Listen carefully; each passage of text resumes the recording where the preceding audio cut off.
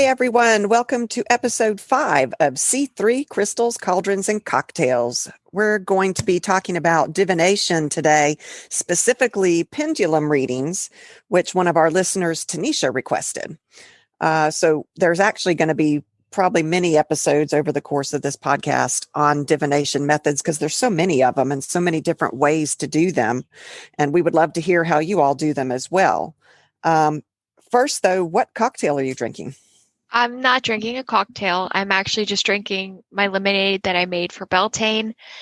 Oh, nice. Yes, it's been a hit. So this is actually like the second batch. So technically, it's not the batch that I had for Beltane. It's just like homemade lemonade because I'm really into lemons and stuff right now. So, Oh, that's a perfect Beltane thing. I'll tell you what I did for Beltane in just a minute. My cocktail is a blood orange martini.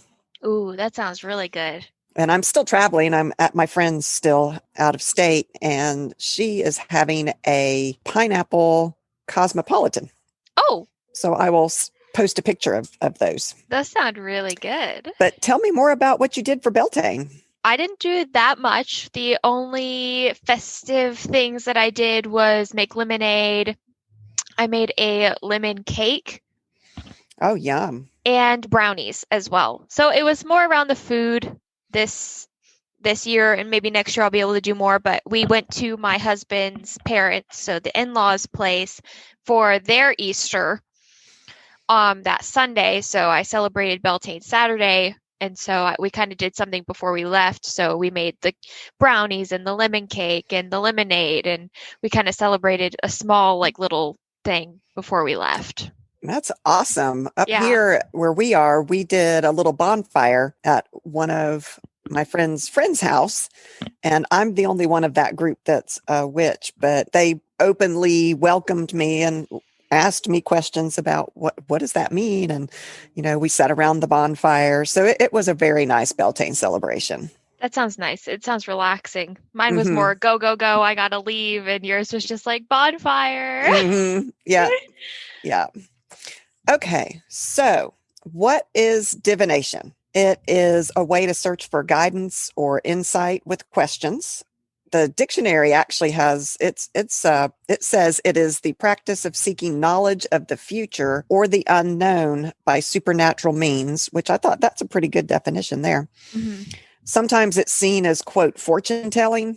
I'm not a big fan of that word. To me, it's a more spiritual thing than what fortune telling sounds like. Yeah. It's not about seeking to get rich. It's, to me, that's kind of, and maybe it's just from the movies that we watch that it sounds that way.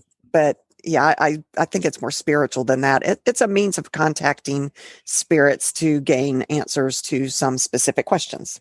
Yeah, but it's also not just contacting spirits. It's about delving into like you and your subconscious and trying to get questions that, I mean, basically you already know, but you're just revealing it to yourself. Your as higher well. consciousness. Yeah. So it's more than just like the spirit. Spirits is a part of it, definitely, but it's also more than that. I agree. So what are the types of divination? We're going to do pendulum. We're going to talk about the pendulum ones today. So pendulum readings for sure. Mm-hmm. Then there's tarot readings. There's casting runes. Oh, I have to tell you, I found out when I was doing the research for this, there is augury, which is divination by birds. Oh. Which I thought was fascinating. In ancient Rome, they actually used chickens. Oh. I know.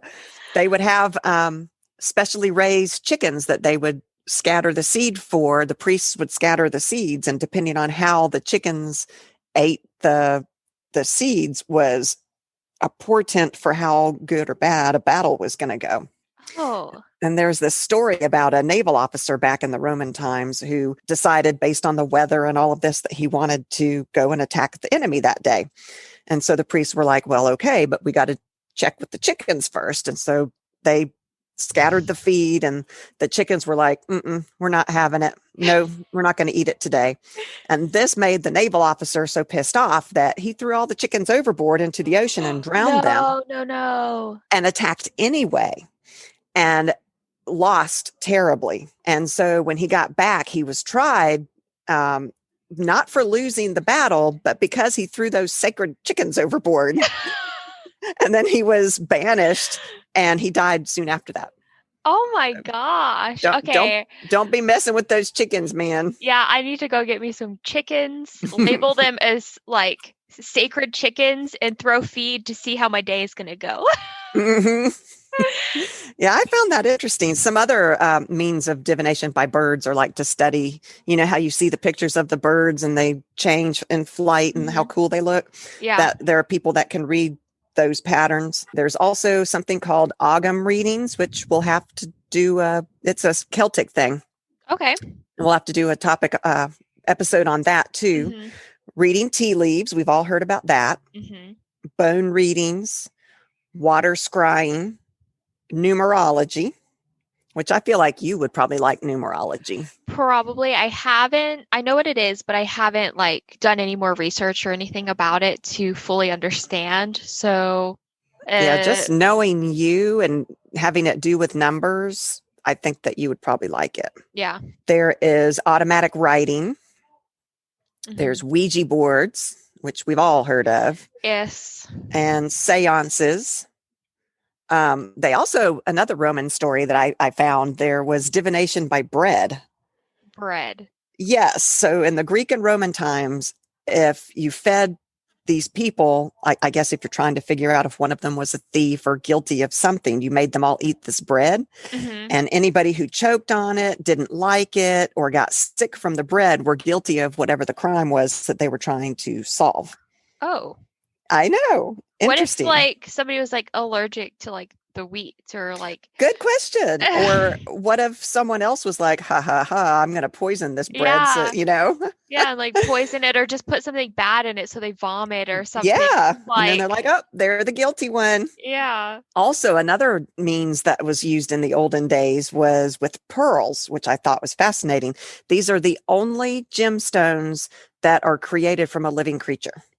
Oh, wow. And so they're thought to have power. I mean, to be very powerful. That is true. And so what they would do is they would put this pearl into a hot skillet and they would start listing off the names. And whatever name it was they were reading, when the pearl started moving in the skillet, was the guilty person.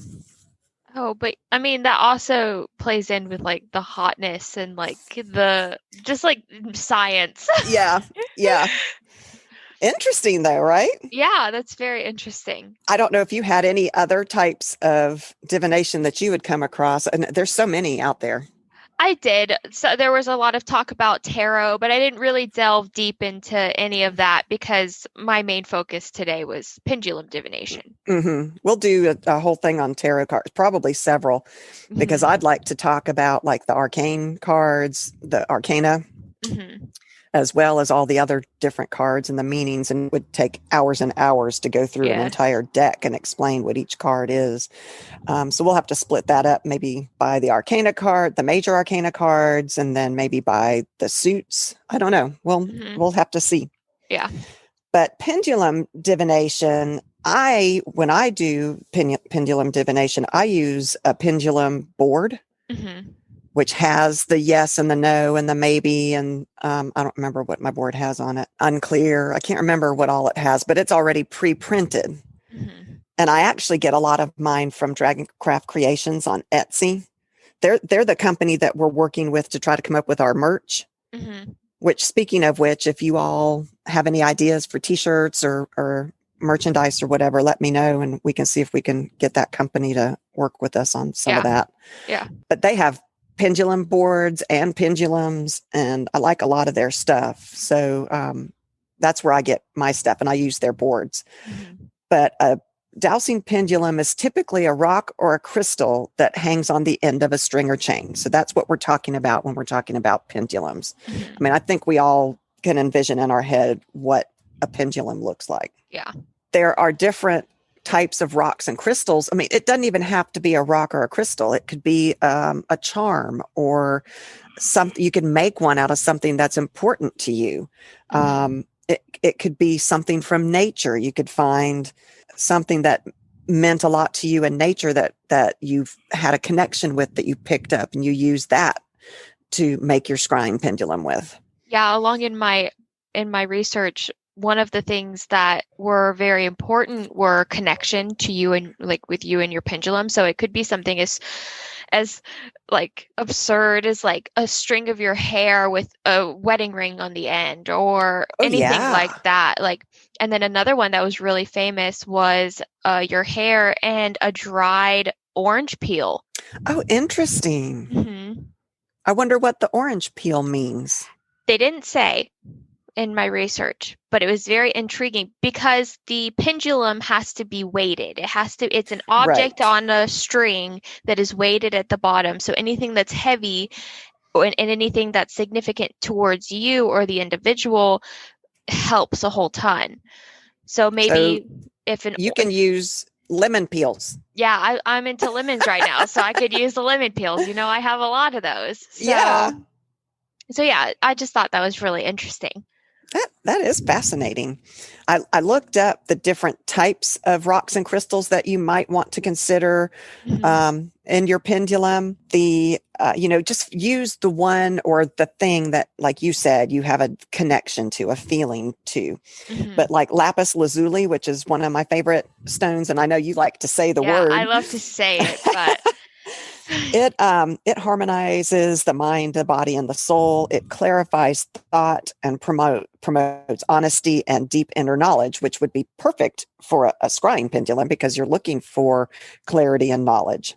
hmm, So I think a lapis lazuli crystal would be perfect. yeah. Ametrine is a blend of amethyst and citrine, and it can inspire and connect you to the spirit world. So also a good one to use on a pendulum. Hmm. It is a stone of mental clarity, creativity, and resolution. So if you're looking for an answer, a clarity answer, wow, really, really good drink. That might be a stone that you want to use. You might want to have a whole bunch of pendulums that you use at different times depending on your need. Rose quartz would be good for matters of the heart. Hmm. Aventurine represents good luck, vitality, and prosperity, and it encourages perception and intuition and balances the emotional and intellectual halves of your mind. So that would be a great one to use depending Yeah, on what answers you're looking for. yeah. Sodalite, it's another mostly blue gemstone, like lapis lazuli is mostly blue. It encourages logical thinking, impartiality, and the truth. So if you're looking for truth, even though you're not sure you really want to know the truth, that would be a great stone to use in your Hmm. scrying. Yeah. And then jasper, which is also one of my favorite stones. It's a strong healing and protective gemstone. It helps you find sensible and realistic answers to common problems. Yeah, I like that. Hmm. So, I mean, and there's a ton of different crystals and stuff that you can use. Yeah, I also, in my research, instead of using crystals, you can use metal. Mm-hmm. So any type of metal that you want to use, it works perfectly as well. Oh, that's a great idea. Hmm. And then calibrating and making your pendulum ready. The first thing you need to do is to clear any residual energy from your pendulum. And you can use any of the normal cleansing methods that we all know of out there. Like you can charge it in the moon, you can soak it overnight in salt. You could do it in salt water, or you can just do it in a charging dish with salt. I like to use Himalayan salt. You can light a smudge stick and use the smudge smoke to clear it. Hmm. You can run it under running water. You can bury it in soil or put soil in your charging dish and have it sit within that soil. You can wave it through the smoke of a white candle. Any other ones that you know of? How do you purify yours? I actually don't have one right now. Oh, wow. Okay. Yes, I don't have one. I want one, but at the moment, I don't feel like it's the right time for me right now, if that makes sense. I Yeah, I mean, know. it's kind of cheesy to say, oh, it's not the right time. Like, but right now I just have a lot on my plate. I don't have enough time to take the time to bond with my pendulum and pendulum board or anything like that. So when I do get one, I just want it to be, I want to take the time and actually do To it. make it right. Yeah. Mhm. Yeah. Right now, I think that from what my talks with you have been, you're more into your tarot decks right now. Yeah, my tarot, I love my tarot decks. They don't love me. That's how we are right now. Yeah, there's a story there. We'll have to do an episode on tarot and how your bonding went with your tarot decks. Yeah. Yeah. That's funny. Let's just say my tarot deck is spicy. Okay, so after you've cleansed your pendulum, then you really need to attune it to you. Mhm. So you hold your pendulum over the board or over whatever surface it is. You don't have to have a board that has the yes and no on it. Mhm. You take a deep breath, you close your eyes, you center yourself. You got to get focused, feel that connection with the pendulum. And then you got to work to establish your baseline, kind of like we talked about with tarot decks. You do a spread to introduce yourself to your tarot deck. You're Mhm. kind of doing the same thing with your pendulum. Mhm. And you establish a baseline. So if you have a board that already has the yes and the no's and stuff on it, you ask yes questions. Are my eyes blue? That kind of thing. Am I a Mhm. female? Mhm. That kind of thing. The more personal the questions, the more connected, in my opinion. I didn't read that anywhere. That's just how I feel about it. Mhm. You become with your pendulum. Yeah.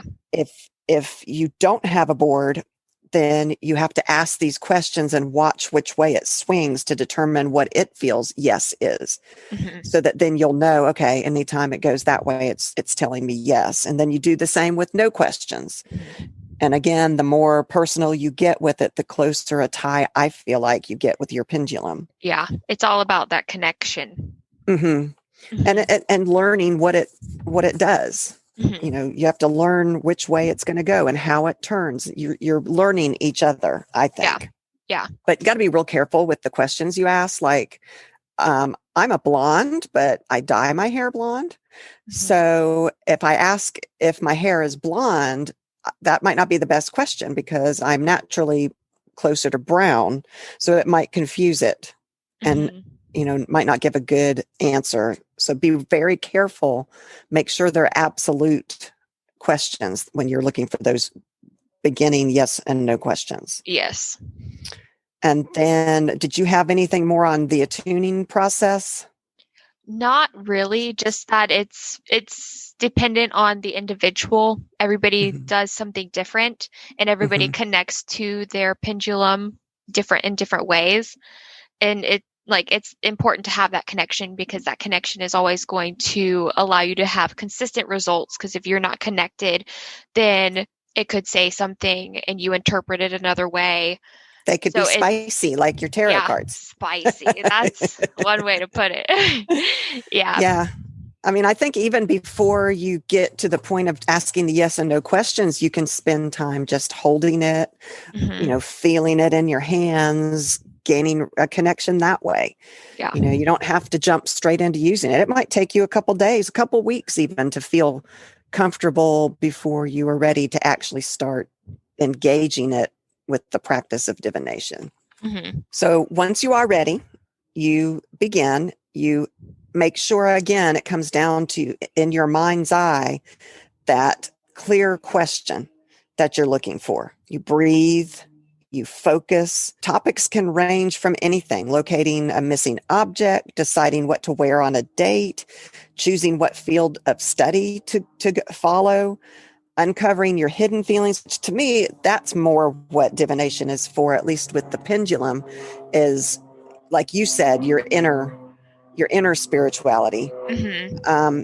Find your inner motives, your inner desires, the gifts and dreams that you might not even realize that you have. And then I came up with things not to do, but did you have more things about how to use one? I have more along the lines of like the deeper meaning that within ourselves, it kind of connects to our subconscious. Like I've already kind of stated how it taps into us Mm-hmm. and the way that you hold one is you don't want your arm up in the air where you can have like spastic like movements because I know I'm a Mm-hmm. very fidgety person. I'm fidgeting right now. I'm like moving back and forth, but you want to like have your arm on the table and hold your hand as steady as you can. And the movements that it gets is called micro movements. And those Oh, micro movements come from like our like subconscious energies that are answering the questions that we're trying to reveal. interesting. That's more along the lines of where I took my research. Oh, that's better than what I did. I No. like that. I like that. Mhm. I did come across things not to do. Okay. You know, don't use it when you're not mentally calm and clear. Mhm. Kind of like there's a rule like that for the Ouija boards too, which you're kind of an expert on Ouija boards. We'll have to do No, no, no, an no, no, episode no. on that. This girl did the Ouija board in a church graveyard. Yeah, which you are So, not supposed to do. Do not do that. I was very yeah. uneducated when I did that. Hmm. Fun story. I'll just tell it right now. Okay. Fun story. When my husband and I both met, we were in high school. Oh, wow. It was senior year. We were both 17. And he asked me out over text. And so I was like, okay, like that's fine. Like, let's go out on a date. We went to Longhorn, nice, chill, Okay. Dinner. Yeah.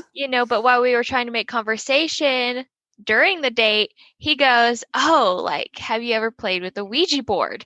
And me going, like, knowing that I love all the witchy stuff, all Hmm. this stuff, I love it. And I went, no. And he goes, oh, well, I have, because him and his friends, like, kind of got aboard and, like, were joking around because he was in one of those, like, ooh, man groups, Uh-huh. And he goes, yeah, they didn't take it seriously, so it didn't work.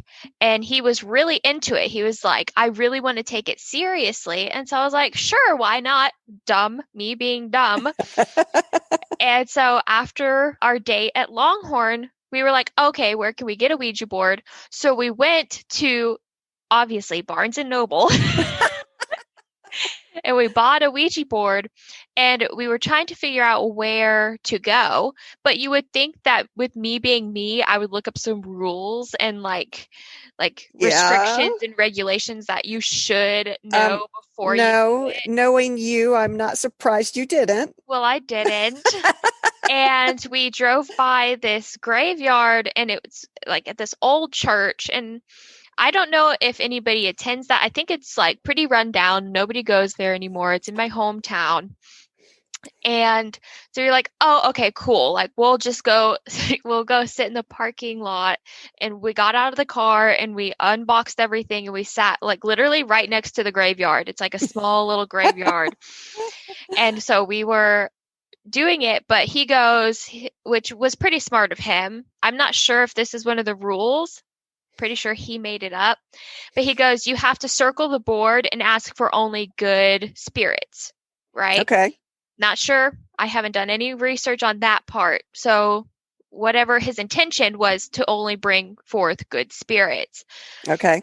So that made me feel a little bit better about doing anything with the Ouija board. But we end up talking to this spirit, and it's kind of like, was it my subconscious or his subconscious, like having us push this thing, answering these questions? But what was creepy, and I went home and I could not sleep because I terrified myself after looking it up.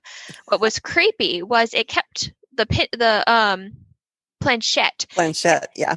kept trying to go to the corner of the board. And so I was like, okay, well, what does that mean? So after our date and everything, when we got home, I Googled it, and it's actually like an evil entity is trying to break free of the board Oh, wow. type thing. And that I saw that in multiple sources when I was reading about it. So I got really freaked out, but we said goodbye and everything.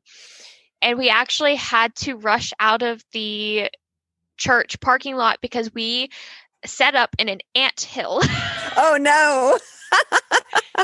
So we got like eaten alive by ants. I remember I wore like sandals and my toes were little like puffy sausages after we were done because like they got eaten up by ants. But yeah, we did the Ouija board. He will never touch one again. I will never touch one again. But it was really like out of body experience because I know I wasn't pushing it. He swears that he wasn't pushing it. And I believe him, one, because I married him. So I trust him with all that I Right. am. But Right. he was barely touching it, and so was I. Like at points, I know you're not supposed to take your hands off the planchette, but it wasn't like, oh, we took them off. It was just like we were hovering it over the planchette, and he was barely touching the thing, and it was moving with force. Wow. So that was our first date. And they married each other, so I guess Yeah. it worked out okay. Yeah. But just like that, you don't want to do pendulum scrying when you're not feeling well, when you're ill, when you're Yeah. not thinking straight. Yeah. Also, remember that there can be other interpretations to the answers depending on how you phrase the question. There are trickster magics out there, I think. So be careful on how you think things through and how you think about them in your head and say them out loud. And don't become overly dependent upon it. You know, you don't want to become overly dependent on divination in general. Use your own tuition and your own logic to live your own life. It can be debilitating if you have to rely, you know, there are people who get so wrapped up in divination that they're afraid to do anything until the stones tell them to, or, you know, that kind of thing. So use this with, you know, moderation and think it through. There isn't anything wrong with using them for divination, using divination for guidance. You know, just take the answer with a grain of salt and maybe some lime and tequila. That's how I like my salt. Oh, spicy. Yeah. So that's all I've got, which I'm sure there's a lot more out there. I would love to hear what other people do. And some people I'm sure use this technique regularly. Yeah. And so we would love to hear what you all do and what we might have gotten incorrect because we don't use it a lot. You never have used it, it sounds like. I use it some, but yeah, we'd love to hear it. Yeah. I actually do have one more thing that I can add in, and it's more towards my personal interests because I love to incorporate the moon into everything. And so you can also incorporate the moon into pendulum reading. So I have a little bit about that. Okay. And I will post where I get all of my information from. I have used various websites for all my information. Me too. One YouTube video from HearthWitch on YouTube. She's really good. I'll also link her in our description. So incorporating the moon phases, you'll notice that there are 2 of each like answer, like yes, no. You have unknown, maybe, you know. And so you can interpret it this way. So yes means new moon, which this is a new path that you must go down. And then the full moon is time to push forward with this. Okay. And those both mean yes. And no is first quarter and third quarter, where first quarter you have the strength and you don't give up. And third quarter, it's time to let go. It's no longer serves you. It no longer helps you. Interesting. Okay. And then maybe is the waxing gibbous and waning gibbous, where the waxing gibbous is equal to like it's time to try to manifest something new, make new change, and the waning gibbous is to practice gratitude and review your lessons you previously learned. All right. So the unknown part is kind of like the waxing crescent and the waning crescent, where the waxing crescent only can inspire action and create like options for you, where the waning crescent needs more time to like find clarity and release and all that you need during the crescent moons. So would this be on a board that has the I wonder if Dragoncraft Creations has those too. I've never looked for that. We'll have to see. Yeah. I found that really interesting because I love to incorporate the moon. And so being able to incorporate the moon into your pendulum readings and pendulum board. I want one of those boards. Yeah, was something that I really want. Neat. when I'm able to do that, yes. Cool. So I have questions you should ask, or not questions, but how you should ask the question. Oh, okay. So it should be like a good tip to use is will I, can I, should I? And to avoid how can I, when will, and how will. Okay. So it's more like will I should I? So should I drink that milkshake? Not how will drinking that milkshake affect me? Or, Right. yeah. Okay. So I thought that was very interesting because when you do start asking questions, you want to be able to lay them out properly so you can get the clearest answer to your question. And saying things like how can I, and being kind of not as confident can affect how it answers. I wonder if you should like write them down before you even start, because then you can reread it and make sure you're like, I can see how that would be taken this way. Yeah. I've never done that before, but maybe I should have written it down ahead of time. Maybe that's something you should do going further. You could put it in your book of shadows if y'all have one, that kind of thing. I think it's good to keep a record. It's always interesting to go back and see, you asked this question and how did it manifest? And if you don't remember, if you don't write it down, well, at least I don't remember. My memory is terrible. But if you keep track in your book of shadows or your whatever notebook you might use for your practice, then you can go back and go, oh, wow, that's interesting. That manifested this way and it's right on par. Or, oh, I mistook it, or I misstated my question and this is what happened. I think it would be neat to do that. Yeah, I think so too. Another way that they used to do divination in the old days, was they used human sacrifice to divine things. We don't use that today. We're a little bit further from that. Yeah, let's not do that.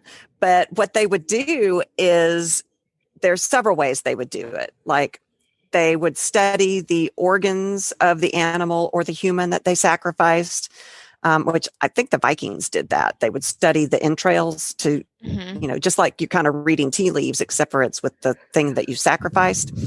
And then another way that they did it was more concerned with the actual moment of death. They would make predictions based on the death throes, the number of the screams, the volume of the screams, the direction that the blood was spurting. Oh my. I know, the direction which way the victim's body fell to the floor. Isn't that crazy? That is insane. So that's one. That was another one.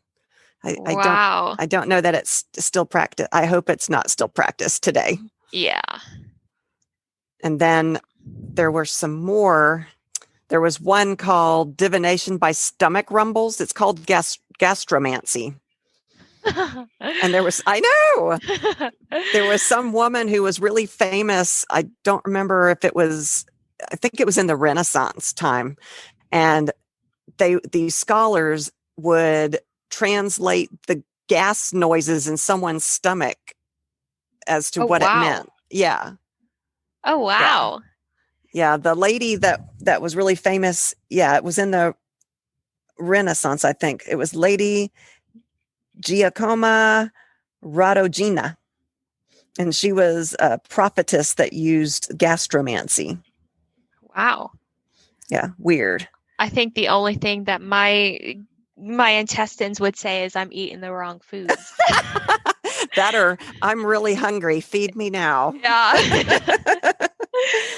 And then in ancient China, well, bone reading is still a thing. They do still read bones. It's kind of, along the lines of the runes, that kind of thing, but you read the bones, and there were different ways that they would do that too.